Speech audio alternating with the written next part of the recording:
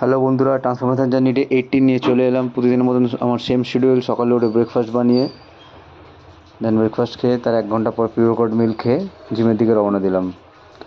সারা রাত্রির বৃষ্টি হয়েছে, তার কারণে রাস্তায় জল। যাই হয়ে যাক, ওয়ার্কআউট মিস করা যাবে না।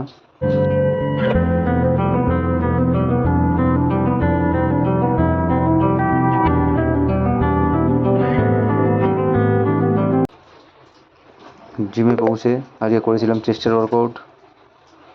ফার্স্ট করেছিলাম পুশ আপ, সেকেন্ড করেছিলাম ফ্ল্যাট ডাম্বেল প্রেস, থার্ড করেছিলাম পেক ডেক ফ্লাই, ফোর্থ করেছিলাম ইনক্লাইন বেঞ্চ প্রেস স্মিথ মেশিনে, তারপরে করেছিলাম ডিক্লাইন ডাম্বেল প্রেস, আর লাস্ট ওয়ার্কআউট অ্যান্ড চেস্টের আজকে লাস্ট ওয়ার্কআউট ছিল এটাই, ক্রস বেঞ্চ পুল ওভার। এটা দিয়ে আজকের মতন চেস্ট ওয়ার্কআউট শেষ করেছিলাম।